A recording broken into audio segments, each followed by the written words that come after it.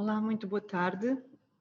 Começo por agradecer e dar as boas-vindas a todos os presentes que estão a assistir nas redes sociais do YouTube, Instagram e Facebook, como também às nossas ilustres convidadas, a professora doutora Elvira Fortunato e a professora doutora Maria Manuel Leitão Marques. Começo também por me apresentar. Eu sou Silvia Garcia, sou responsável pelo INCN Lab, ou seja, pela área de inovação da Imprensa Nacional Casa da Moeda. Estarei aqui neste webinar com a função de moderar e de acompanhar as nossas convidadas na conversa que vamos ter durante a próxima hora, que espero que seja do vosso agrado. Informo ainda que no final do webinar está previsto haver uma sessão de perguntas e respostas, pelo que terão possibilidade de colocar algumas questões através das plataformas a que estão ligados. E antes de avançar para o webinar propriamente dito, queria só começar por dizer que este é o primeiro webinar de um ciclo de webinars que vai ocorrer durante os meses de julho e setembro. Estes webinars são promovidos pelo Prémio de Inovação da Imprensa Nacional Casa da Moeda e têm como objetivo, além da promoção do prémio, debater temas atuais relacionados com a investigação, a inovação e novas tecnologias. Gostaria ainda de mencionar, e para quem ainda não conhece, que me permitissem falar um pouco do que é o Prémio N3+. O Prémio N3+, é uma iniciativa da Imprensa Nacional Casa da Moeda, que decorre da forte aposta que a Imprensa Nacional Casa da Moeda tem vindo a fazer desde 2006 na inovação. E através do prémio, a Imprensa Nacional Casa da Moeda tem vindo a premiar as melhores ideias e projetos lançados pela sua rede de inovação, ou melhor, pelos investigadores da sua rede de inovação, que é constituída pelas principais universidades, centros de investigação e startups portuguesas. E atua normalmente nas áreas relacionadas com as tecnologias de informação, tecnologias de produção e de novos materiais, nanotecnologia, robótica, automação. Podemos assim contar com vários investigadores, dezenas de investigações nacionais e internacionais que trabalham connosco dia a dia nas áreas que falei. Neste momento e na presente data encontramos na terceira edição do prémio, que posso informar que as candidaturas estão abertas e podem colocar a sua candidatura a qualquer momento. Como já tenho vindo a referir, estas candidaturas são abertas a todos os investigadores da nossa rede de inovação e para mais informação podem consultar o site da imprensa do Prémio IAN3+, que está neste momento a passar. Focando agora no tema do presente webinar, neste primeiro webinar do ciclo, como referi, tecnologia do feminino. E escolhemos este tema, tecnologia do feminino, onde nós procuramos debater, falar um pouco, conversar um pouco sobre o papel da mulher na ciência, na tecnologia e mesmo qual o seu impacto na economia. Um tema que, a meu ver, se me permite uma opinião pessoal, se reveste como um dos principais desafios sociais e societais da atualidade em termos de igualdade de género. Para discutir este tema, como eu já referi, temos duas senhoras que se debatem nestes temas há muito tempo, estas nossas ilustres convidadas, a professora doutora Maria Manuel Leitão Marques, que é também a nossa presidente do júri prémio, presidente do júri do Prémio IAN3+, é professora universitária, deputada no Parlamento Europeu, ministra da Presidência da Modernização Administrativa no 21º Governo Constitucional. Temos também a professora Elvira Fortunato, que foi vencedora da primeira edição do prémio, é atualmente também júri do prémio N3+. Venceu a primeira edição com um projeto relacionado com os transistores em eletrónica de papel, onde é pioneira na investigação mundial. É professora na Faculdade de Ciências e Tecnologia da Universidade Nova de Lisboa, onde é também vice-reitora ou cupelouro da inovação. Gostaria então de começar esta conversa com a professora Maria Manuel, referindo que temos visto grandes intervenções suas relativas à digitalização, à inteligência artificial, assim como aos desafios éticos da ciência, da tecnologia e da cidadania. A questão que coloco, professora, é a seguinte: a União Europeia está verdadeiramente focada nestes temas determinantes para o futuro? E já agora, a tecnologia no feminino é também uma questão presente nos debates europeus, desde logo ao nível da igualdade de género e de oportunidades. Professora, tem a palavra.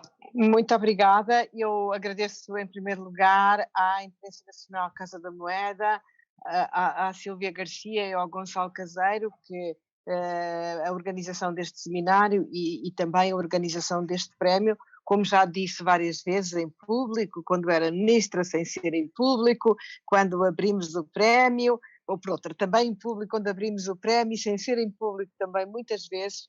Acho que a NCM é o exemplo de uma empresa pública inovadora que não precisa que lhe diga que precisa de inovar, que não resiste à inovação mesmo quando ela significa ter que alterar os seus modelos de negócio e eu, na verdade, como ministra e antes como secretária de Estado, dei cabo, desculpem o termo, de muitos dos modelos de negócio da INCM, dos formulários que íamos ali comprar para fazer um requerimento aqui à delegação de Coimbra, inclusive da INCM, do Diário da República em papel, enfim, de alguns cartões que também provavelmente vão desaparecer e eu sei que vocês já se estão a preparar para isso. É assim que uma boa empresa funciona e tem de funcionar, seja pública e privada, e é com muito orgulho que eu vejo a nossa imprensa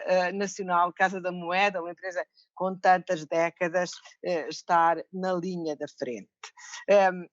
Indo à pergunta da Silvia, a Silvia esqueceu-se de dizer que o prémio é de 1 milhão de euros. 1 milhão de euros para uma boa Tem razão, ideia, professora, para tem poder razão. desenvolvê-la. Esqueci-me de Eu dizer o acho, principal. no meu tempo de investigadora, isto era um grande prémio. Não sei se agora, enfim, felizmente há mais dinheiro para a investigação, mas ainda assim é um grande prémio e, portanto, passado a fase do mergulho, vejam, queridos investigadores e inovadores e inovadoras, se põem a vossa imaginação a funcionar. Ora bem, no Parlamento Europeu, se há, não direi é o único tema muito da linha da frente, mas é um dos dois, seguramente, é a transição digital, e dentro da transição digital, aquilo que preocupa mais várias comissões, 3 das quais de que faço parte, é a inteligência artificial sob diferentes perspectivas, incluindo a de género. Fui agora relatora sombra de um relatório exatamente sobre a inteligência artificial e o impacto de género, ou seja, aquilo que pode resultar ou aquilo que é preciso prevenir para que os algoritmos não sejam enviesados ou que as mulheres não fiquem fora desta revolução. É o tema que se discute do ponto de vista ético, do ponto de vista da investigação científica, do ponto de vista do mercado interno, do ponto de vista da regulação. Devemos regular a inteligência artificial como? Só com ética, com outro tipo de normas mais exigentes? Que aspectos? Só os projetos de alto risco ou todos? Quais são os projetos de alto risco? São aqueles que incidem sobre as pessoas ou são apenas alguns dos que incidem sobre as pessoas? Estes são temas que se vocês fossem ver, diariamente são discutidos. Quando digo diariamente, não estou a exagerar, porque é ou na Comissão FAM, ou na Comissão do Mercado Interno, ou na Comissão da Indústria, ou na Comissão da Saúde, Ambiente e Segurança Alimentar, ou na Comissão das Liberdades, dos Direitos das Liberdades, ou na Comissão Jurídica, ou em nenhuma comissão, antes do Covid, em eventos vários, sempre de grande qualidade, com participação de cientistas, de que o Parlamento é, na verdade, uma casa verdadeiramente aberta e muito interessada na ciência e discute tudo em grande profundidade. Na verdade, talvez seja a principal característica daquele Parlamento, face a outros que eu já conheci e até à maneira como muitas vezes temos que decidir no governo. No ponto de vista do feminino, o desafio da Sílvia e já me calo-me ainda com um desafio que vou deixar para a Elvira. Do ponto de vista do feminino, é uma preocupação porque os números são muito preocupantes. O número de mulheres nas STEM e nas áreas da inteligência artificial é muito reduzido face ao dos homens, há 3,1 mais homens na área da programação e há apenas 22% de mulheres na área da inteligência artificial em sentido amplo. É preocupante porque aqui é onde os empregos vão crescer mais, estima-se em 8% de crescimento do emprego até 2025 e provavelmente depois disso, enquanto o restante emprego noutras áreas também qualificadas cresce a 3%, e, portanto, essa tem sido também uma área de preocupação, como atrair mais mulheres para esta área de conhecimento e de investigação, e essa é uma preocupação não apenas europeia, mas, por exemplo, quando estive no Ruanda, eu faço parte da delegação do ACP, a Ministra da Tecnologia tinha também essa preocupação, tinha um programa que se chama Miss Kick, exatamente para atrair raparigas para estas áreas, porque é uma área onde vai haver mais empregos e provavelmente empregos mais remunerados, com decisões importantes no conjunto da sociedade. E quando digo no conjunto da sociedade, não é apenas a robótica, com certeza é muito importante, virada para determinado tipo de indústrias, é mesmo o conjunto da sociedade. A área da inteligência artificial, em sentido amplo, incluindo a análise de dados, é muito abrangente. E termino com este exemplo, que vou passar para a Elvira, já que é o seguinte: a área pode, e nós lançamos um programa de que a imprensa nacional também faz parte, como sempre na linha da frente, de usar a inteligência artificial para melhorar os serviços públicos, para prevenir em vez de remediar. Por exemplo, e é um projeto da Universidade Nova, por exemplo, prever que aquela pessoa pode ser um desempregado de longa duração e adequar a formação para que ela não venha a ser um desempregado de longa duração. Por exemplo, como a imprensa nacional está a fazer, permitir que, em vez de eu andar à procura no Diário da República ou através do motor de busca, legislação do consumidor, eu ponha o meu problema e o Diário da República inteligente me responda: olha, aqui tem este direito, de acordo com a lei, ou o decreto-lei, número tal e tal, o artigo, enfim, personaliza a sua resposta e me dê de forma clara, já focada no meu problema. Portanto, são várias as aplicações. E uma delas, já agora que estamos a falar de milhões, que é o que temos falado esta semana, ainda hoje, no Parlamento Europeu, e com certeza nos 27 Estados-membros, que acompanharam de muito perto o acordo a que se chegou no Conselho, a resposta europeia à crise, era bom também que usássemos inteligência artificial para simplificar o acesso a estes fundos por parte de quem precisa deles ontem. Empresas, investigadores, cidadãs e cidadãos, associações. Eu disse outro dia que em vez de tanto papel devíamos ter papel inteligente, roubando ali o termo da Elvira. Ela ajudou imenso quando eu era ministra na forma como organizou, lembro-me mesmo quando ela levou para a imprensa nacional um dossiê de uma candidatura a um projeto de investigação científica nacional e um dossiê de candidatura ao Horizonte 2020 para me mostrar a diferença. Um era assim, outro era assim, e eu também deixo este apelo aos nossos investigadores que ajudem o governo, ajudem as instituições europeias a usar a tecnologia para simplificar um procedimento. Isso é possível, definindo perfis de risco e controlando depois, com certeza que ninguém deseja que o dinheiro seja mal utilizado, mas o que desejamos é que ele chegue depressa, de forma simples, transparente, a quem precisa dele, nunca pensando que está sempre um vigarista por detrás de uma candidatura, porque essa é a atitude pior para quem deseja simplificar.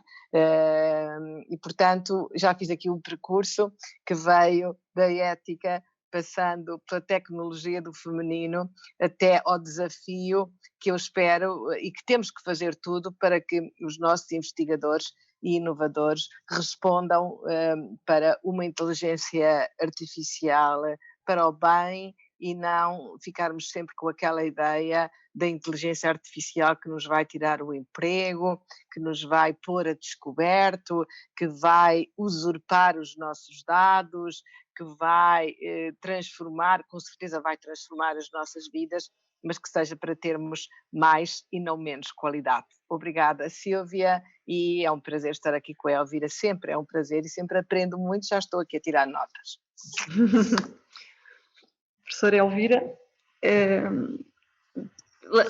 começo por lançar o desafio da professora Maria Manuel, que é que como trazer mais mulheres para a STEM, como conseguimos trazer os alunos e por outra razão, e também a pergunta que eu tinha aqui preparada para si, que eu acho que consegue responder muito bem, porque vive neste mundo, que é como fomentar a integração entre a investigação académica e o mundo empresarial. E deixo-lhe também aqui uma pergunta mais pessoal, que é como cientista, como mulher, como se sente nestes dois mundos? Professora? Ok. Em primeiro lugar, muito boa tarde a todas. Este painel não está lá muito bem equilibrado. Não, os homens começam-se a queixar.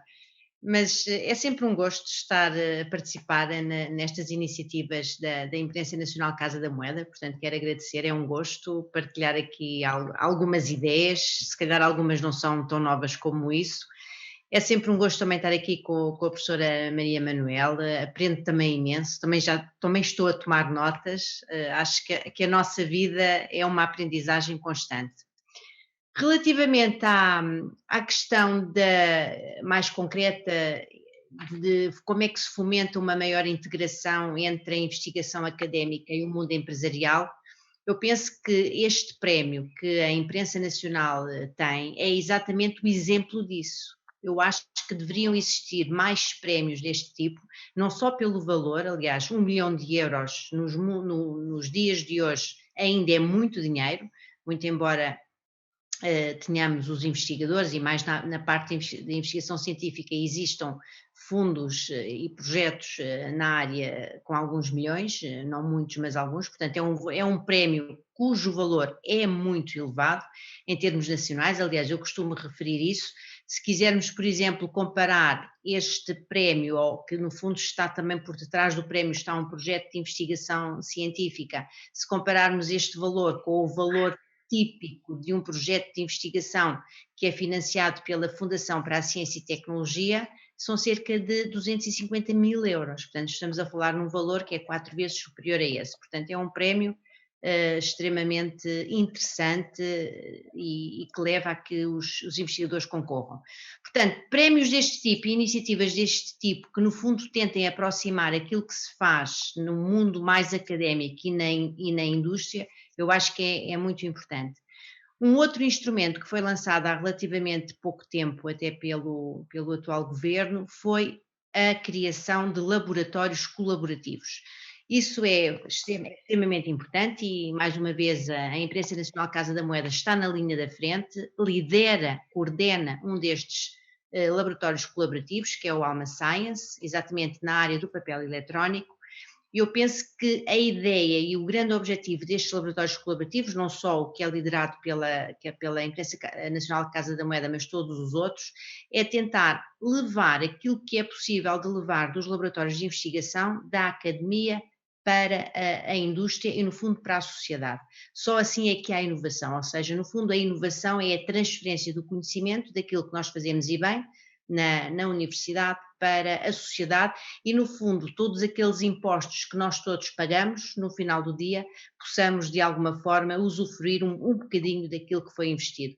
Mais uma vez, muitos parabéns à Imprensa Nacional Casa da Moeda, porque não só pela iniciativa no lançamento destes prémios, na iniciativa em participar nestas iniciativas, como sejam casos dos laboratórios colaborativos, até mesmo na integração de recursos humanos altamente qualificados, que é um dos problemas que nós temos hoje em dia a nível nacional, que é colocarmos cada vez mais doutorados em empresas. É extremamente importante que os doutorados que nós formamos na universidade não fiquem em tipo ciclo fechado e que continuem em centros de investigação e que de alguma forma não possam contribuir com o trabalho que desenvolveram no seu doutoramento para o mundo empresarial. E aí, mais uma vez, a Imprensa Nacional Casa da Moeda também penso que está na linha da frente, porque tem recorrido à contratação de recursos altamente qualificados, no caso,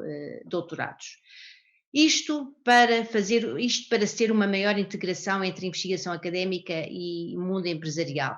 Por outro lado, eu penso que as iniciativas não podem só partir do lado das empresas, têm que também estar alocadas um bocadinho do lado das universidades, e há algumas iniciativas. É evidente que isto é um trabalho que não se faz de um dia para o outro, é um trabalho que se vai fazendo ao longo dos anos, mas gostaria também de dar aqui um exemplo muito positivo que foi lançado pela Faculdade de Ciências e Tecnologia da Universidade Nova, que já tem cerca de 10 anos, que é o novo, já não é novo, mas é o perfil curricular dos estudantes, em que nós diminuímos a carga letiva dos 2 semestres e no período intercalar entre estes 2 semestres, os alunos, em função do curso do ano em questão, são obrigados a fazer um pequeno estágio numa empresa e a tomar contacto mais quer com o mundo empresarial, quer aprender a fazer um currículo, quer na área do empreendedorismo, ter aulas nessas vertentes que até aqui existiam de alguma forma nas universidades e existem, mas não de uma forma obrigatória, mais de uma forma optativa. Portanto, todas estas iniciativas que no fundo tendem a aproximar a universidade da empresa, do mundo empresarial, é extremamente importante e tem que ser bionívoca, não pode ser só a empresa a ter estas iniciativas. Aliás, já foi falado na inteligência artificial, em toda essa parte, a universidade tem que estar muito alinhada e tem que formar, não é para amanhã, é quase para ontem, profissionais que detenham e que possam trabalhar nestas áreas. Nós vamos ter agora aqui uma oportunidade espetacular, que com este reforço orçamental que vamos ter, eu penso que temos temos várias oportunidades que podemos fazer e aproveitar este reforço orçamental para alavancar uma série de iniciativas que, sei lá, nas próximas décadas não vão existir. Portanto, temos agora uma oportunidade muito forte e se não conseguirmos é porque somos mesmo maus. Não sei se respondi a tudo aquilo. Há mais mulheres na parte informática e nessas áreas. Eu penso que, aliás, esses números já foram dados, portanto, há cerca de 22% de mulheres na área da programação ou inteligência artificial atualmente. Eu penso que talvez uma das formas que atrai ou que permita que exista uma maior atratividade por estas áreas por parte das mulheres é talvez, para já existem também uns mitos urbanos em que temos que desmistificar alguns conceitos, que há umas engenharias que são mais masculinas, umas engenharias que são mais femininas. Portanto, hoje em dia as coisas já não estão tanto assim, mas há ainda um bocadinho estes preconceitos.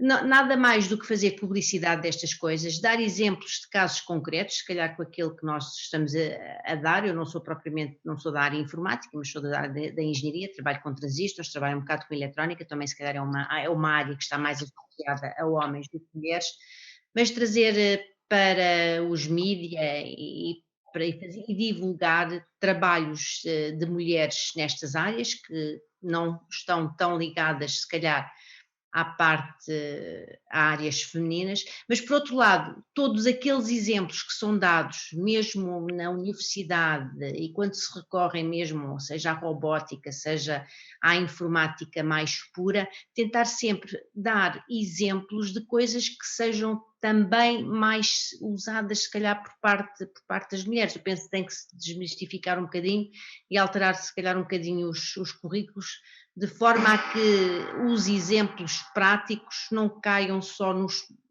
em sacos masculinos ou sacos femininos, tentar misturar mais as áreas. E para já penso que, não sei se respondi àquilo que me perguntou, Sílvia. Respondeu, tinha-lhe colocado também a questão de uma questão mais pessoal que estava relacionada com o facto de ser cientista, ser mulher. E se sente à vontade nestes mundos alguma vez? Sim, nunca tive problemas. Pelo facto de ser mulher, nunca tive problemas. Aliás, no mundo académico, na universidade, não há uma distinção, como eventualmente existe em outras profissões, mesmo em termos salariais. Isso não existe. Portanto, ganhamos exatamente o mesmo, função da posição do nível onde estamos. Aquilo que existe e ainda há uma discriminação grande são exatamente nas chefias. Nós temos uma pirâmide e, se olharmos, há muito menos mulheres em cargos de chefia do que homens. Isso é que também tem que se inverter. Aliás, a Comissão Europeia está muito atenta a este problema, que não é de agora, já é de alguns anos. Aliás, a Nova é parceira num projeto europeu, que é o SPIA, que é exatamente projetos na área de igualdade de género, e são projetos financiados pela própria Europa, exatamente para tentarmos criar procedimentos que não evitar, mas que no fundo minimizem esta situação, no caso específico na academia, e nós estamos a implementar isso na Nova, aliás em parceria com universidades, no caso da Noruega, Dinamarca e Suécia, que estão um bocadinho mais à frente nestes temas do que aqui os países mais a sul. Mas isso está a ser feito, aliás, a Comissão Europeia não só diz para fazer, como financia projetos nestas áreas. O próximo programa Horizonte Europa tem exatamente previstas o reforço destas áreas na igualdade de género. Obrigada, professora. Pego nestas suas últimas palavras e volto à professora Maria Manuel, perguntando-lhe, professora Maria Manuel, quais são os principais desafios éticos no termos de desenvolvimento tecnológico e científico que se encontram a ser debatidos Deixe-me só pegar numa das observações que a Elvira fez e que me parecem muito relevantes. Em primeiro lugar, obviamente, não há nenhum programa na Comissão Europeia, não há nenhum documento aprovado no Parlamento que não inclua a perspectiva de género, ou seja, onde é relevante que a questão da desigualdade seja combatida, e ela pode ser combatida em muitas áreas, como esta que estamos aqui a ver, e noutras, infelizmente, mais difíceis. Por exemplo, a desigualdade salarial é muito grande ainda entre homens e mulheres, mesmo entre mulheres cientistas, até um ponto acima da média da desigualdade salarial. E, como vimos durante a crise, o número de publicações de mulheres cientistas foi menos do que o dos homens, o que significa que há aqui também um problema de equilíbrio entre a vida pessoal, familiar e profissional, que sobrecarrega mais as mulheres com deveres de cuidado do que os homens, e também as mulheres cientistas, todas as mulheres, passam 22 horas a prestar cuidados, pais e a filhos, ou tarefas domésticas, enquanto os homens passam apenas 9 horas, e esse também é um fator relevante que eu gostava de focar. Mas creio que a atenção das instituições europeias, não apenas financiando projetos, mas na definição das suas estratégias e documentos, é, na verdade, de grande atenção a este problema. E ainda há um outro aspecto que eu queria focar, que eu queria reforçar, aquilo que a Elvira referiu, que é Portugal, o futuro e este fundo de recuperação e os 15,4 mil milhões de euros que vão aqui chegar.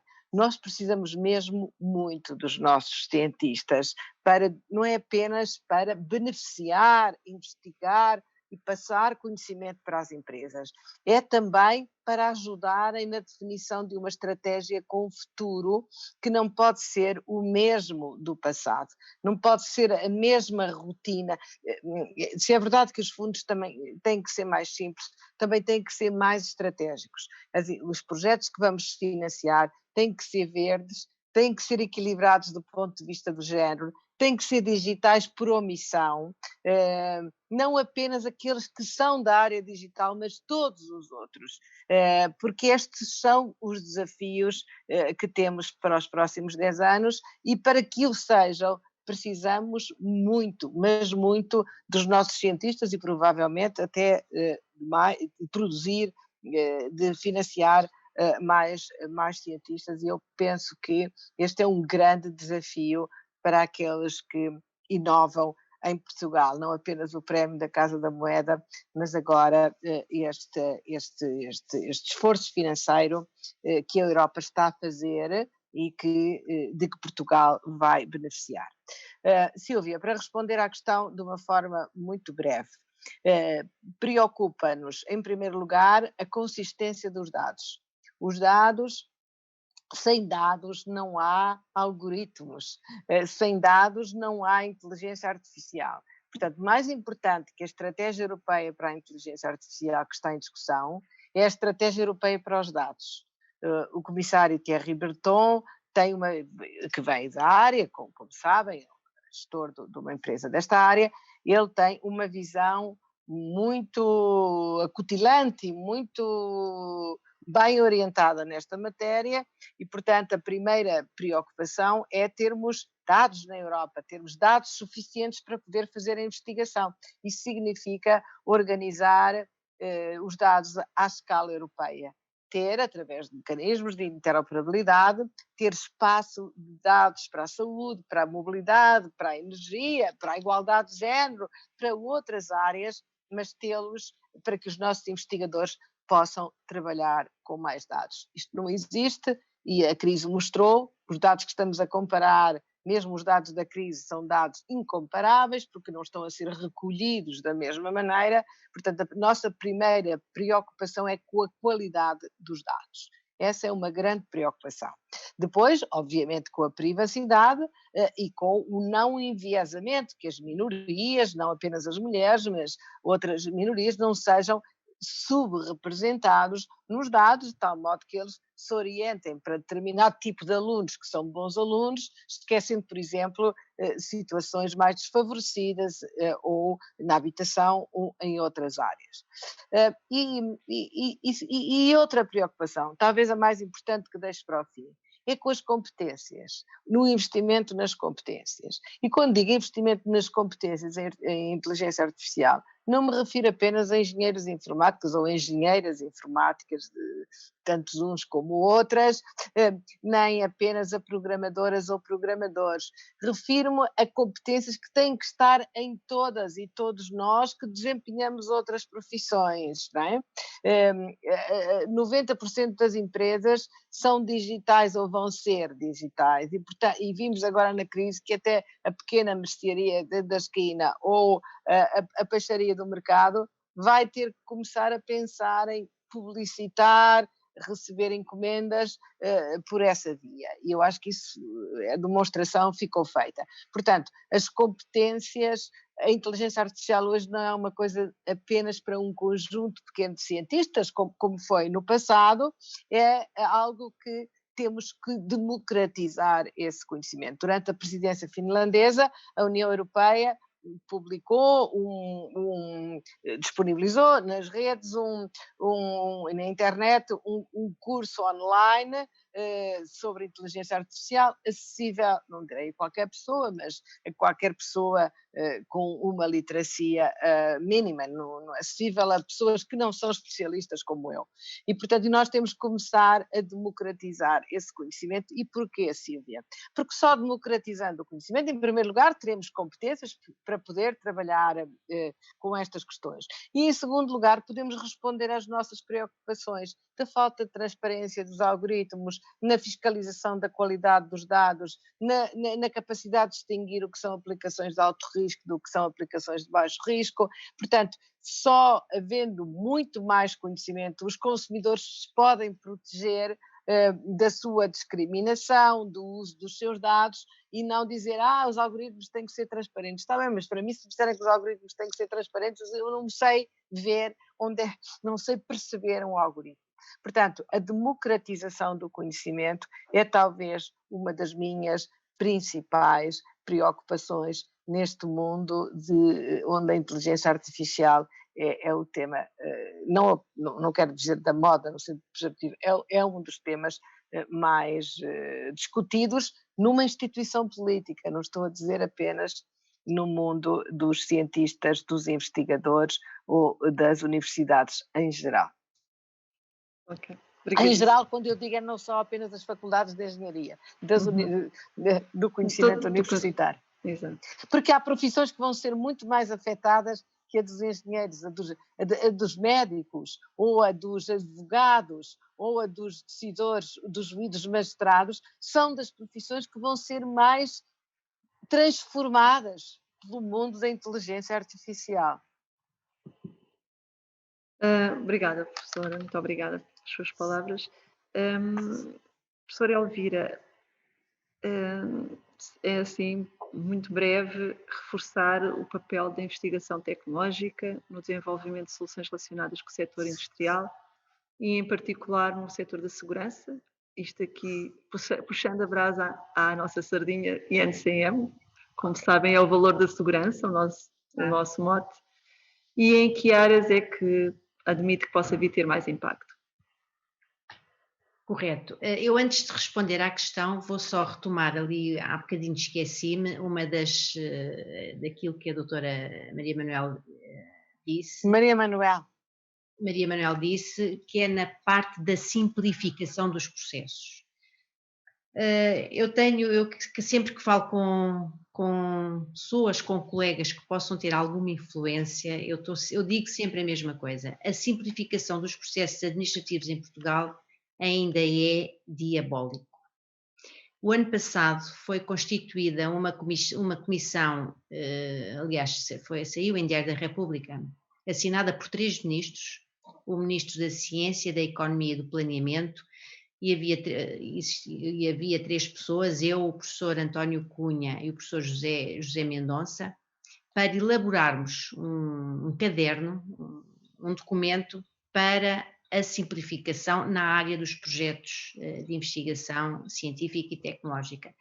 Nós fizemos isso tudo, falámos com as agências financiadoras, com os organismos intermédios que existem a nível nacional, mas se lhe disser que 5% foi feito, é muito. E com esta revolução que nós estamos a ter na parte do digital, com o reforço que vamos ter, se nós não simplificarmos, mas é mesmo simplificar os processos de contratação da administração pública, nós não conseguimos executar as verbas que nos são atribuídas. E estou a falar muito a sério.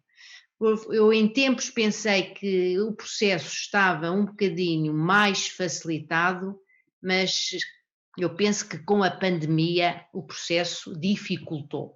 Facilitou tudo o que é o digital, de assinaturas e de papel, portanto isso sim, mas agora o processo em si, todas aquelas gavetinhas, todas aquelas barreiras que temos que fazer, não está.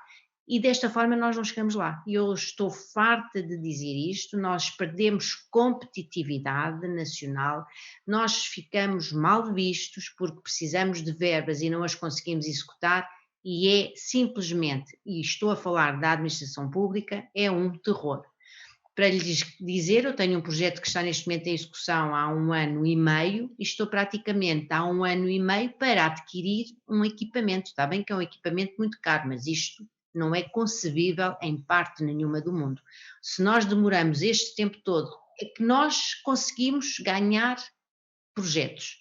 Depois não os conseguimos executar. E isto é transversal a todas as áreas. Portanto, eu já estou a antever que com este dinheiro que vai vir, se nós não tivermos a máquina perfeitamente oleada e simplificada, nós não vamos conseguir executar as verbas e vamos chegar a um ponto que temos mesmo que executar e executamos tudo mal. Portanto, peço-lhe, se faz favor, que interceda. Nós fizemos um documento, eu posso lhe enviar até uma cópia, temos um documento que não é só com a identificação dos problemas, nós identificamos os problemas e apresentamos soluções e é só vontade política. E mais, a vontade política, neste caso, não custa dinheiro, até vamos ganhar dinheiro. Portanto, vamos economizar a vários níveis. Portanto, isto era um parênteses, isto tem a ver com aquele dossiê que eu uma vez mostrei, um dossiê português assim, um dossiê europeu assim para um projeto, mas a verba era exatamente o oposto. A verba europeia era assim e a verba nacional era assim. Portanto, não há equiparação. Elvira, se me permite, mas eu lembro, tem toda a razão, não é só a vontade política, a vontade política é fundamental, mas a pressão dos cientistas também é. Lembra-se que foi a minha única vitória nessa área, quando vocês organizaram e foram falar com o primeiro-ministro para alterar as regras da contratação pública, porque não era só um grande equipamento, era o pequeno equipamento, que às vezes só tinha um fornecedor, um reagente de laboratório, e que tinham que ir outra vez para aquele processo todo. E nós ganhámos essa luta com a vossa ajuda, com a vossa pressão, porque às vezes também há lutas dentro do Conselho de Ministros. E a vossa pressão foi fundamental para mim e para o Ministro da Ciência, que ainda lá está, dizermos não, tem que ser assim, não importa se o código foi aprovado ontem, se anteontem, mas foi mal aprovado. Isto está errado, isto prejudica a investigação e o Primeiro-Ministro tinha-vos recebido e, portanto, a coisa compôs-se naquela parte. Mas há muitas outras. E, portanto, vocês peguem nesse documento, façam dele uma bandeira de luta e vão, por favor, vão à luta pública, visível, vão à União Europeia se quiserem, que eu até organizo lá um evento sobre isso no Parlamento, mal o Parlamento abra, estou disponível para trabalhar com vocês sempre. Mas a luta da simplificação é sempre uma luta contra a cultura dominante. E a cultura dominante é muito forte. E para quem faz a burocracia, ela nunca é complicada, é sempre simples, porque é a sua profissão. É a sua área, a sua praia. Então, olha, agradeço o seu convite e não me vou esquecer, porque a desculpa que cá em Portugal dão é que a culpa é de Bruxelas. E lá em Bruxelas é igual, dizem que a culpa é de cá de Portugal. Os cientistas andam aqui no meio, a perder tempo e a perder projetos. Portanto, eu acho que é dos dois lados e, portanto, temos que trabalhar desde já lá e depois cá. Mas a prova que não é só de lá é que o Horizonte 2020 era mais simples do que os projetos da FCT. E continuam a ser, Pronto, isto era só aqui um parênteses que eu queria fazer e até publicamente. Relativamente à questão, é evidente que, como nós observamos, e até é evidente que ninguém gosta deste problema da pandemia, mas também há coisas boas que aparecem com estes problemas, e é evidente que a área do digital está a crescer e cresceu a olhos vistos. Nós, se calhar, se nos dissessem para fazer uma coisa da forma que estamos a fazer agora, dizíamos que não, que era uma confusão, uma complicação, etc., não tínhamos os meios, e realmente conseguimos fazer.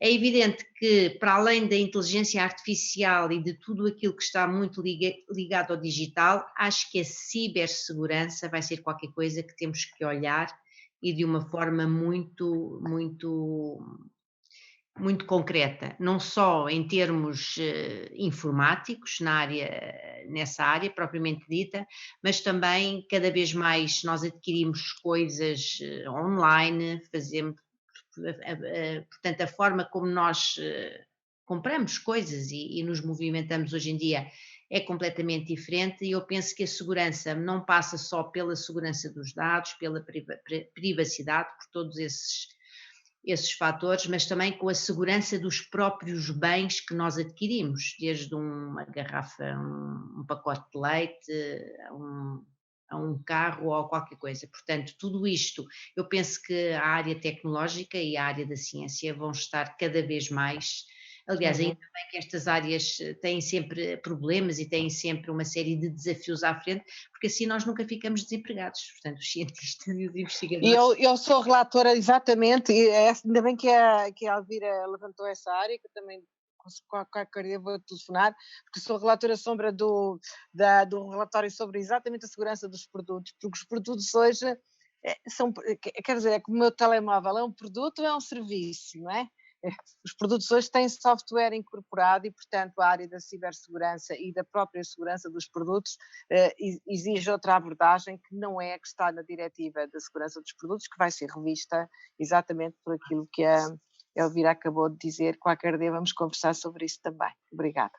E eu penso que, sendo a área da segurança um dos highlights da Imprensa Nacional Casa da Moeda, eu penso que isto será uma das áreas e de certeza que estão a olhar para todos estes problemas com outros olhos.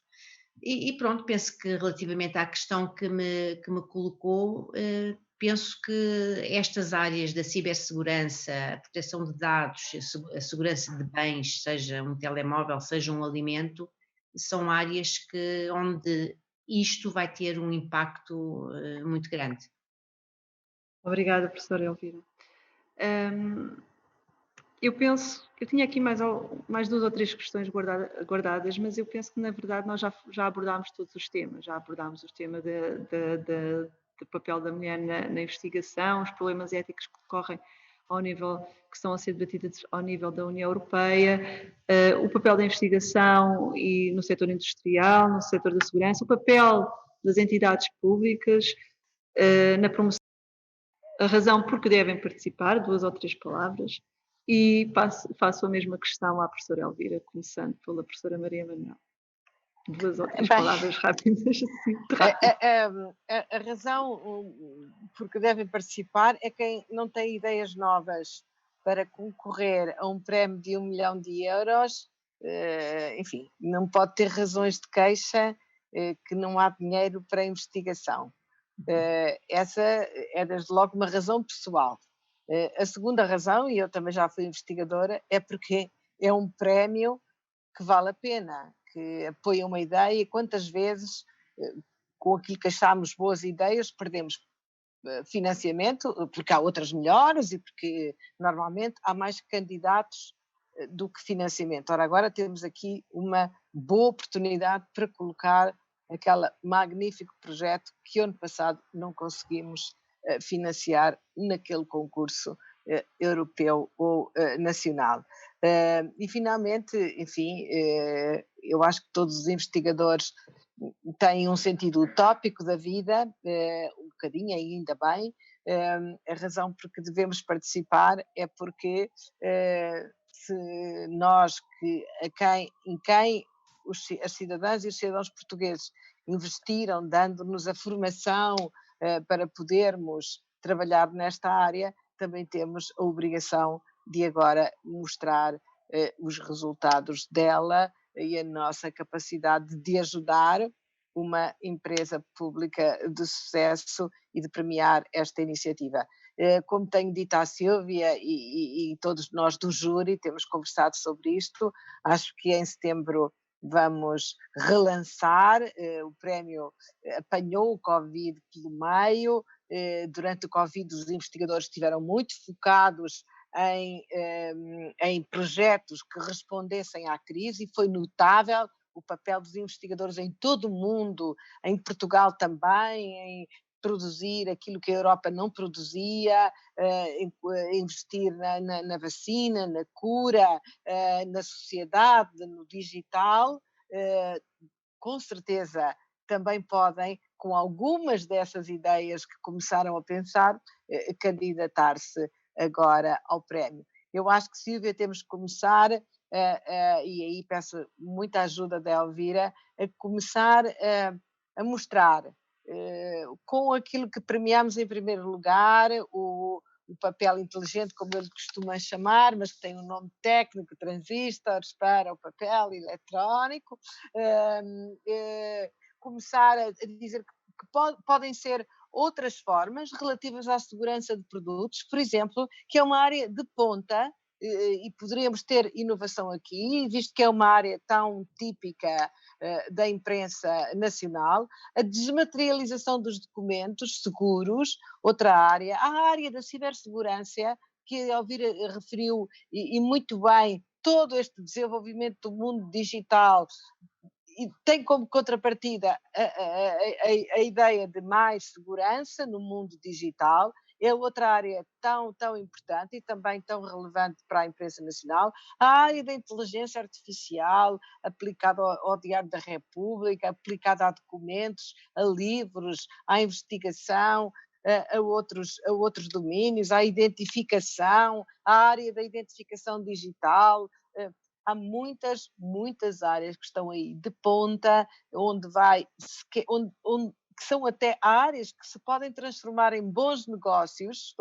Não é só 1 milhão, é aquilo que pode vir a seguir, e portanto eu acho que os nossos investigadores não sabem a do prémio, mas isso compete-nos a nós todos, o Gonçalo também, e a Elvira, todos os que estão no mundo científico, porque, deixem-me só contar esta história para terminar. Quando abri o primeiro concurso para a inteligência artificial para a administração pública, era muito pouquinho dinheiro, foi aquilo que o Sr. Ministro arranjou, enfim, dos restos, mas eu, como queria muito lançar aquele desafio à nossa comunidade científica de inteligência artificial, ele arranjou-me algum dinheiro da FCT, era muito pouco, e houve imensas candidaturas, e as candidaturas tinham que vir em parceria com entidades públicas que davam os dados e que são colaboradoras do projeto, o que não era fácil, e houve imensas, e não pudemos financiar todas, e portanto eu acho que algumas dessas ideias que ficaram para trás, agora podem vir aqui candidatar-se a este prémio, recebendo um montante muito superior. Se assim não acontecer, é porque não temos gente de qualidade, mas eu isso recuso-me a admitir, até porque eu conheço suficiente gente de qualidade em todas as nossas universidades e até em muitas empresas, que com certeza se vai organizar para isso. Mas estes meses foram meses que nós tivemos que nos reorganizar para sobreviver. E fizemos de uma forma muito rápida e muito inovadora. Eu devo dizer-vos, tudo isto era muito do que se fez, mesmo na administração pública, eram impossíveis. E digo um exemplo muito simples, era impossível registar um bebê online. Só que não havia registros abertos, os bebés estavam a sair das maternidades, porque teimosamente continuavam a nascer, estavam a sair sem registro. E foi preciso resolver o problema, e resolveu-se. E, portanto, este foi o nosso tempo de inovação para reorganizar a nossa vida. Agora é o nosso tempo de inovação para concorrer ao prémio da Imprensa Nacional Casa da Moeda. Vamos nessa e em setembro enviar as ideias. Professora Elvira, não sei se quer partilhar a sua experiência como vencedora também. Tudo aquilo que a professora acabou de dizer. Aliás, não é só 1 milhão de euros, é muito importante. Aliás, nós próprios, quando nos candidatámos, nem sabíamos bem o que é que a Casa da Moeda fazia, foi também uma forma de nos conhecermos. E o prémio não é só o valor monetário que nós adquirimos, ou que nós ganhamos, é também, isto funciona como uma bola, um efeito bola de neve. Porque desde que ganhámos o prémio, para já ficámos a conhecer a Casa da Moeda ficou a conhecer melhor o Centro de Investigação de Materiais da faculdade, que não conhecia tão bem. Começámos a trabalhar noutros projetos, a própria Casa da Moeda passou a integrar nos seus recursos pessoas formadas nestas áreas como uma mais-valia para a própria Casa da Moeda. Eu penso que é um win-to-win project, não só para a empresa, mas também para a universidade, que vê de alguma forma aquilo que nós fazemos passar para a indústria. Eu penso que, por vezes, o próprio nome da Casa da Moeda é que é um bocadinho redutor, porque as pessoas, há muita gente ainda que não sabe o que a Casa da Moeda faz, que é muito mais. Eu penso que fazer moeda deve ser hoje em dia a coisa mais, deve ser dos negócios da Casa da Moeda aquele que tem mais impacto, não sei. Eu penso que às vezes isso pode afetar de alguma forma tenho o meu relógio aqui a bater, pode afetar ou criar algum preconceito, ou os investigadores acharem que aquilo que fazem não tem nada a ver, e se calhar tem muito. Portanto, há que fazerem um marketing muito grande das outras áreas, para além da moeda, que a imprensa nacional faz. Eu penso que só ganhamos, como digo, não é só o prémio, mas é toda a relação e todos os outros projetos que aparecem a seguir, e penso que é assim. Eu acho que com este projeto, o nosso, o Papel Secreto, nós acabamos por encurtar e muito este hiato que existia entre o mundo académico e o mundo empresarial. Nem nós sabíamos o que a imprensa nacional fazia, nem a imprensa tinha conhecimento daquilo que nós éramos capazes de fazer para projetos da própria Casa da Moeda. É isso mesmo, professora Elvira. E eu agradeço muito as vossas palavras e vamos dar início então à sessão de perguntas e respostas. Sei que de antemão que tenho aqui uma intervenção que eu penso que vai ajudar, vai ligar muito com este novo apelo da professora Elvira, é o nosso presidente Gonçalo, que pode entrar. Gonçalo, podes entrar. E passo-te a palavra para promoveres a Casa da Moeda. Obrigado.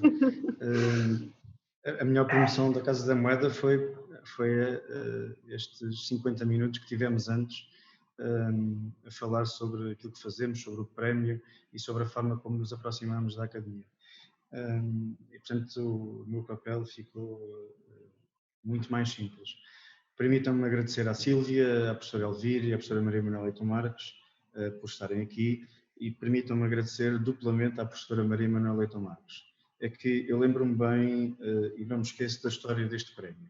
E sem o apoio dela nem sequer havia prémio.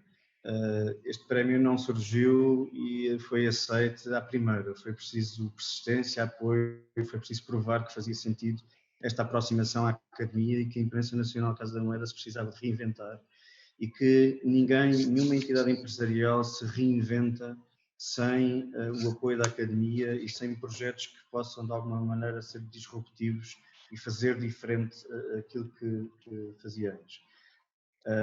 O primeiro prémio, a primeira edição do prémio ganha pela professora Elvira Fortunato, nem sequer tinha €1 milhão, era um valor inferior, porque tudo tinha que ser provado, que o prémio tinha retorno, que era possível, que a Academia se ia interessar, e portanto foi mais do que um ano de persistência, e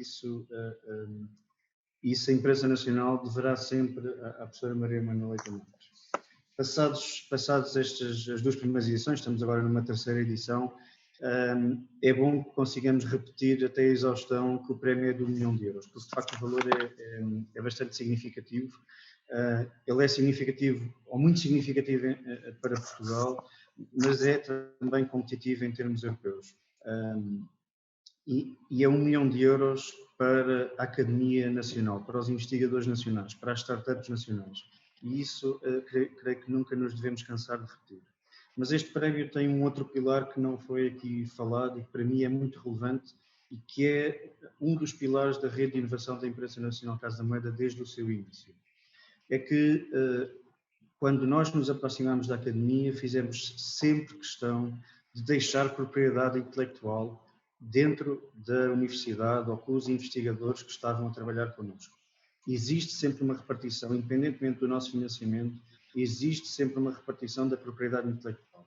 E isto não é uma coisa menor, porque permite que os investigadores, eles próprios que estão a trabalhar connosco, quando terminarem o trabalho, mais tarde, outros colegas, possam seguir com a investigação e chegar a outro tipo de produtos.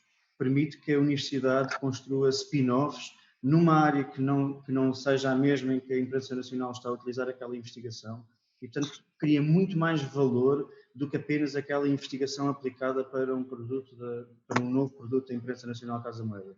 Ao deixarmos propriedade intelectual na universidade, nós estamos também a criar valor porque podem surgir essas spin-offs, essas novas investigações, estamos a reter talento porque estamos a criar incentivos a pós-doutorados de continuarem algum tipo de investigação, e isso é um pilar nosso desde o início que eu valorizo bastante.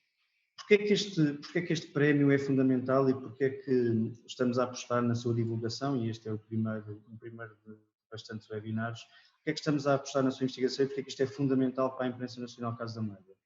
Porque, apesar da nossa essência se manter, ser uma entidade de confiança na sociedade, eu diria um terceiro de confiança, essa essência mantém-se, mas a forma como nós executamos a nossa missão está a mudar radicalmente. A essência é, para resumir, é identificarmos pessoas, identificarmos bens, identificarmos documentos ou certificarmos documentos, e apesar desta essência se manter, eu diria que ela vai mudar a forma como ela é executada. Identificar pessoas vai deixar de ser com um cartão e vai passar a ser com a identidade digital, e temos inúmeros estudos que mostram como é que a identidade digital pode contribuir para facilitar os negócios e, portanto, lá está, somos um terceiro de confiança, mas a forma como executamos este nosso pilar da identidade vai mudar. No que respeita a bens, seja nas contrastarias, seja nos selos de tabaco, bebidas alcoólicas ou agora de proteção de marca, de vinhos e afins, queijos da serra e todos esses bens que nós ajudamos a proteger, vai ter que ser, ela vai também mudar na sua forma de execução, porque o mundo físico tem que se ligar ao mundo digital. Eu não vou querer apenas saber se aquele selo é verdadeiro aproximando um telemóvel, eu vou provavelmente querer perceber como é que foi a logística daquele produto até chegar até mim, por que temperaturas passou, e isso, lá está aqui uma ligação óbvia com o papel inteligente e com o projeto da professora Elvira, e mesmo nas questões de documentos, se até agora, e ainda hoje se vende nas lojas da imprensa nacional e na autoridade tributária, letras e livranças, posso aqui anunciar, eu creio que até já é público, um dos projetos que estamos a desenvolver é fazer letras e livranças preenchendo todos os requisitos daquilo que é a Convenção de 1932, assinada por vários países, mas estamos a fazê-lo digitalmente, com blockchain, e seremos provavelmente o primeiro país a implementar esse mecanismo, que ainda hoje é utilizado na economia, mas de forma totalmente digital.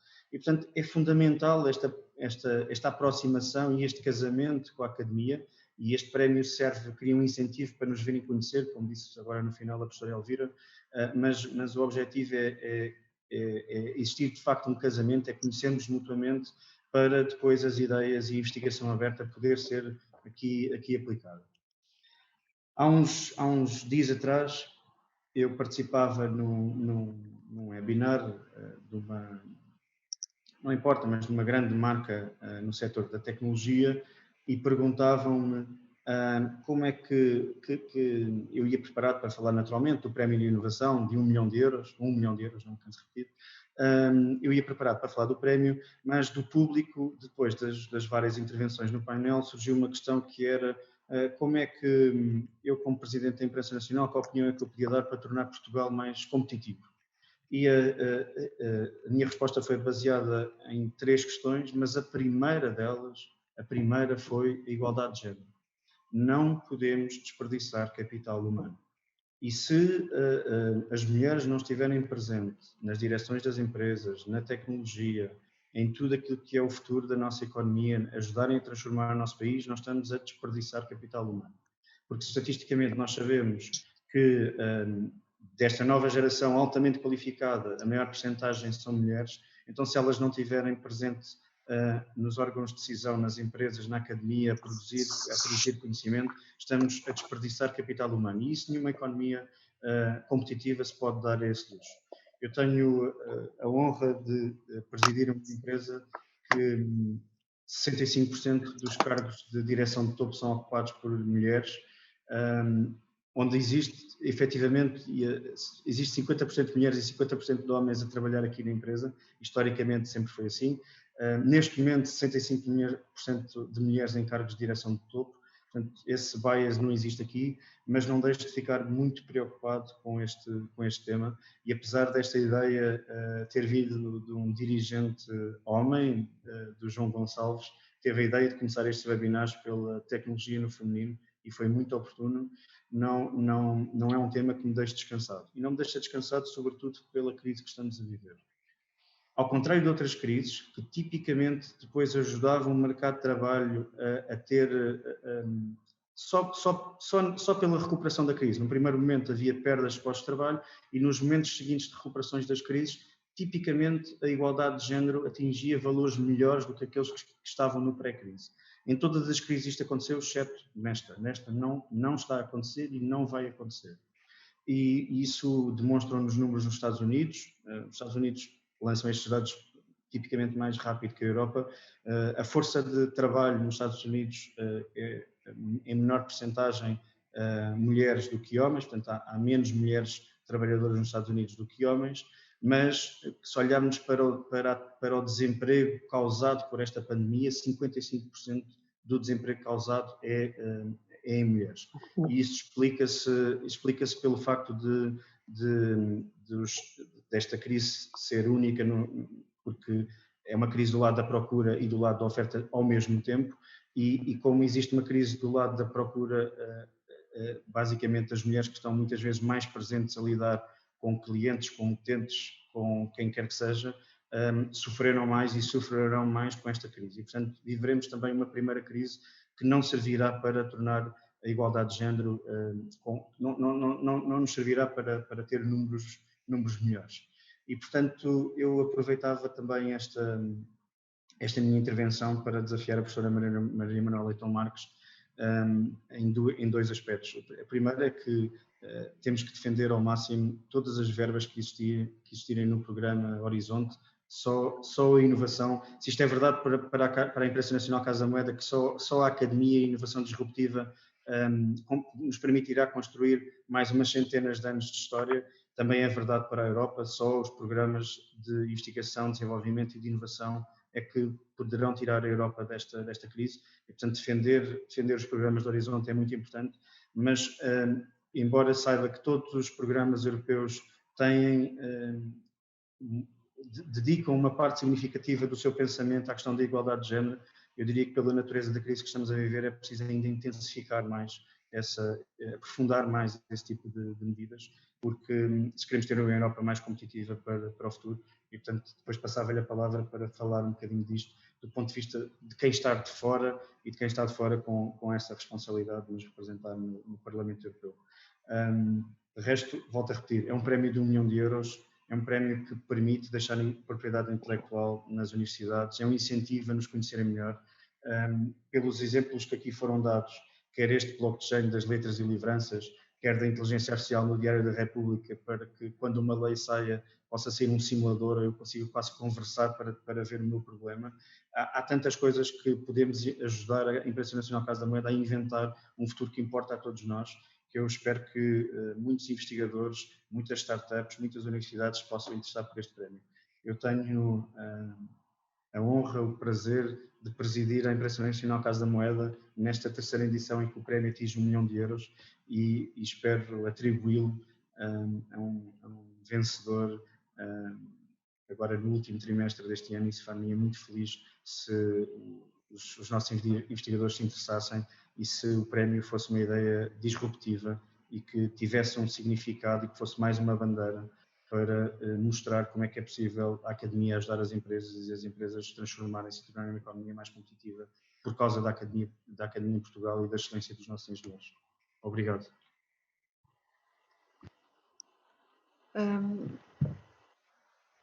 Eu estou, pronto, Obrigada pela intervenção, Gonçalo.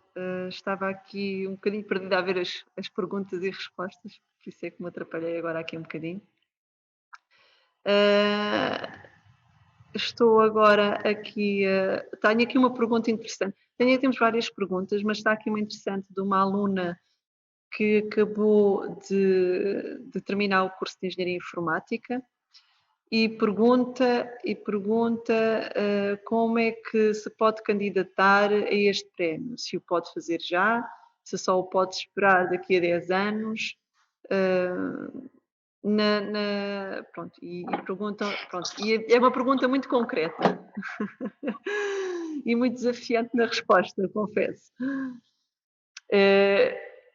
Se calhar respondo, não sei, se calhar respondo eu, não sei. Se calhar a Sílvia, se calhar a Sílvia de certeza. Sabe o regulamento de cor. O regulamento de cor. Bom, eu quero responder a esta para já felicitá-la por ter terminado o curso de Engenharia Informática, que é um curso desafiante, e está neste momento, também não li, que está a terminar uma mestrado em Inteligência Artificial. Está a começar. Bom, o que eu posso dizer é que o prémio é aberto a todos os investigadores e os investigadores devem ser vistos de uma forma lata. Não entendemos nós, investigadores, só as pessoas que têm um vínculo à universidade, um vínculo profissional. São investigadores todas as pessoas que nas entidades que pertencem à nossa rede de inovação, que, como referi, são praticamente todas as universidades portuguesas, os principais centros de investigação e startups. Basta ter uma ligação e fazerem atividades e terem vontade de fazer atividades e de promover investigação e desenvolvimento para poder participar. Pronto, eu penso que isto é a resposta. Se tem vontade de participar, pode fazer, e uma ideia brilhante, pode fazê-lo já. É a minha resposta. É também dizer que o dono do Facebook, que idade é que tinha? E acho que ainda nem estava licenciado, pois não. Portanto, ideias brilhantes não são só de investigadores já muito qualificados, às vezes surgem muito cedo. Exatamente. Tinha aqui outra pergunta, na vossa opinião e experiência, que incentivos poderia haver na tecnologia, em especial na inteligência artificial, para atrair mais mulheres? Portanto, que tipo de incentivos é que poderia existir na área da tecnologia e, em particular, na inteligência artificial para atrair mais mulheres? Pergunta à professora Maria Manuel ou à professora Elvira, não sei qual das duas prefere responder. Eu acho que a professora Elvira há bocado disse uma questão muito interessante. É preciso trabalharmos nos estereótipos. Junto de jovens raparigas, dizem que aos 10, 12 anos, que é quando se fazem essas opções, para elas não identificarem estas preocupações apenas com a construção de robôs, mas também com o cuidado com as pessoas, a prevenção do desemprego, a saúde, a resposta aos consumidores. Muitas vezes as mulheres têm esta preocupação mais social. Eu não quero uma profissão onde esteja fechada, só ali a programar, assim, quero uma coisa mais de interação, e todas estas profissões são cada vez mais profissões de interação. Esta distribuição é muito importante. Contaram-me uma professora de técnico, uma vez que fomos lá apresentar o programa Engenheiras por um Dia, e ela disse no final, quando ia a sair: olha, Sr. Ministro, mas olha, é muito importante trabalharem junto dos professores, porque eu ano passado fui a uma escola e o professor disse assim, o professor de informática disse, sabe aqui, alunas e alunos participaram todos, eu fiz aqui o ano passado um robô, e os rapazes programaram, olha, e as raparigas fizeram a roupa para o robô. Não tem mal nenhum fazer a roupa para o robô, com design, é espetacular, mas não tem mal para raparigas e para rapazes, é ótimo. É ótimo tornar o robô mais humano e fazer-lhe uma roupa altamente modernaça, altamente in. Agora, vencer esta discriminação é muito importante, mas é um trabalho que se faz com jovens. Esse Miss Geek que eu vi no Ruanda, o concurso era programar uma app para resolver um problema da comunidade, onde as raparigas viviam, da sua comunidade, urbana ou rural, para resolver um problema da comunidade. E uma das apps vencedoras, neste caso no Quênia, até já estiveram no Parlamento, já as recebemos no Parlamento, foi para resolver o problema da prevenção, ou infelizmente da reparação da mutilação genital feminina. As miúdas viram que outras coleguinhas tinham sido vítimas ou poderiam ser vítimas e então tiveram essa ideia de fazer uma app em que aquelas que poderiam ser vítimas pudessem procurar ajuda antes de o serem. Foi o problema que foi vencedor e que é um problema tocante, e trouxemos esse grupo de meninas quenianas ao Parlamento Europeu. Exato, só reforçar, dar exemplos diferentes daqueles que nós estamos habituados, é muito importante, para desmistificar essa classificação. Professora Elvira, tenho uma pergunta para si. Professora Elvira, em que medida, em que é que ganhar este prémio mudou a sua carreira? Em que medida é que... Estou a lê-la tal e qual como recebi.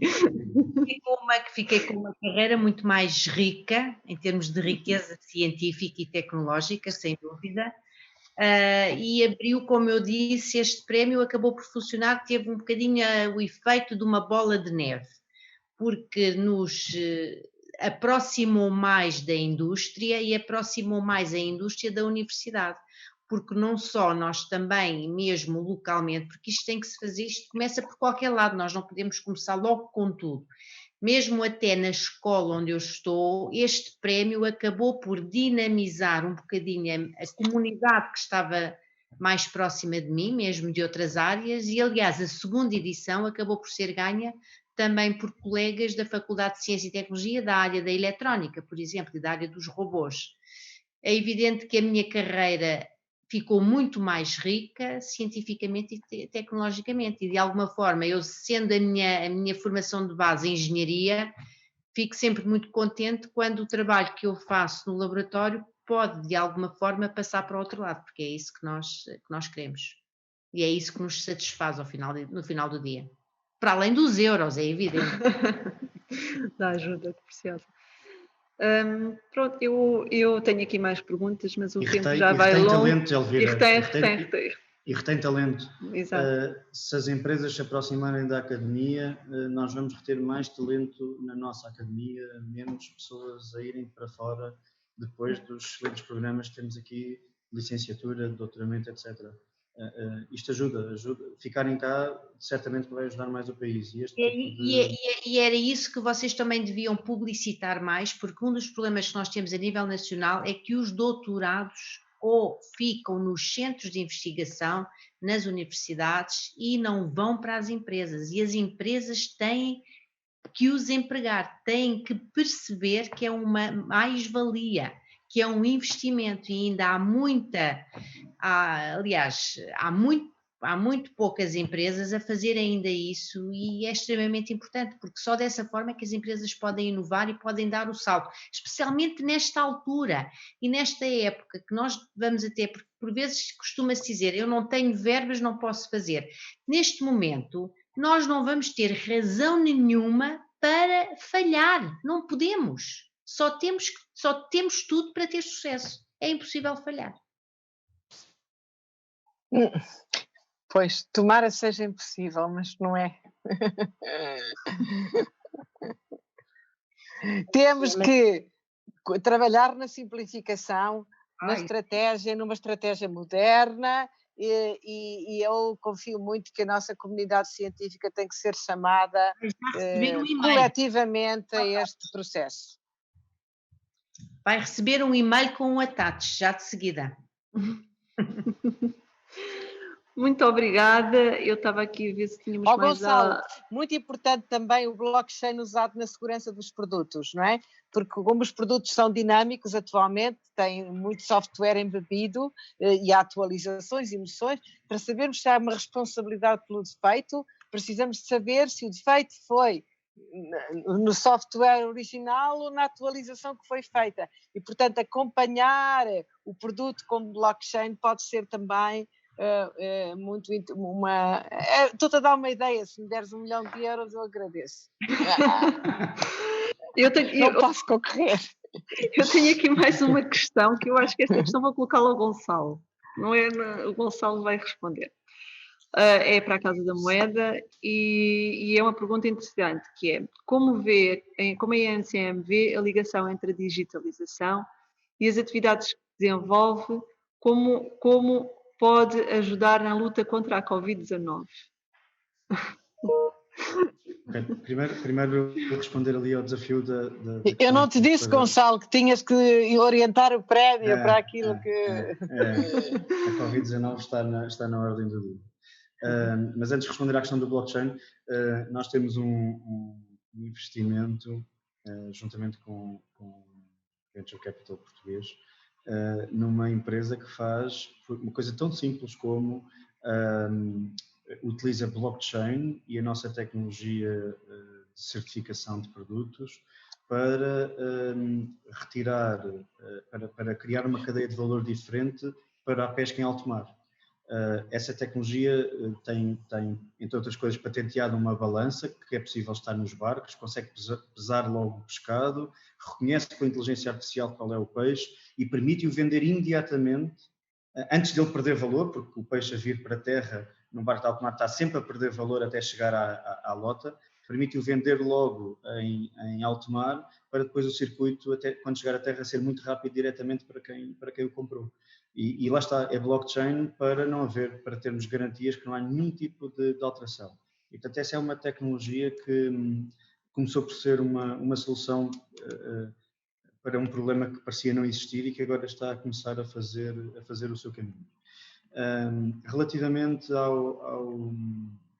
à Covid-19, eu diria que certamente teremos um papel a desempenhar aí. Mas o objetivo de termos este processo de inovação aberta é tentar que a academia também nos ajude a ter essa ideia. Nós somos uma entidade que é vista como um terceiro de confiança da economia, que tem processos de segurança, processos seguros, para fazer a economia funcionar melhor e com mais confiança. Portanto, tudo aquilo onde pudermos participar, ligado a maior resiliência para esta ou para outras pandemias que venham a existir, que faça sentido dentro deste DNA, é muito bem-vindo. E, obviamente, há questões que já estamos a ver a acontecer. Os países querem ter alguma monitorização sobre quem chega, quem sai, como fazer quarentenas, etc. E, portanto, se calhar há aqui lugar, respeitando a lei, respeitando a privacidade, há aqui lugar para termos algum papel nesta matéria da Covid-19 e, se não for na Covid-19, em criar resiliência para futuros eventos deste género, para as economias não pararem como agora tiveram que parar. Obrigada, Gonçalo. Reparei agora que o nosso webinar já vai longo, já passa meia hora no previsto. Não queria então prender-vos com muito mais tempo, o vosso dispensio de tempo. Queria agradecer então a presença de todos e só lembrei-me agora um bocadinho para fechar aqui um bocadinho a questão da Covid. Lembrei-me agora ao Gonçalo, antes de fechar o webinar, e era só referir também que nós na Imprensa Nacional trabalhamos muito na digitalização de processos, na entrega de documentos e na entrega de documentos, na promoção de documentos à distância, e ajudamos o Estado, estamos a ajudar o Estado, não é? Nesse desenvolvimento, e tudo isso promove com que haja distância promova a distância que é pretendida na luta contra a Covid, permite que as pessoas possam fazê-lo na sua forma segura em casa. Isto é algumas das iniciativas que estamos a desenvolver, não querendo fechar a criatividade dos nossos investigadores, mas apenas algumas luzes que nós estamos neste momento a desenvolver na área da digitalização. E pronto, e agora fecho mesmo o webinar, agradecendo a todos a presença de todos, da professora Maria Manuela Leitão Marques, da professora Elvira, do engenheiro Gonçalo Caseiro e de todos os que estão a assistir. Muito obrigada e pelo vosso tempo. E obrigada ao João Gonçalves pela ideia. Mas não me estragou. O João era o meu adjunto para a igualdade, portanto tinha sempre boas ideias nesta área.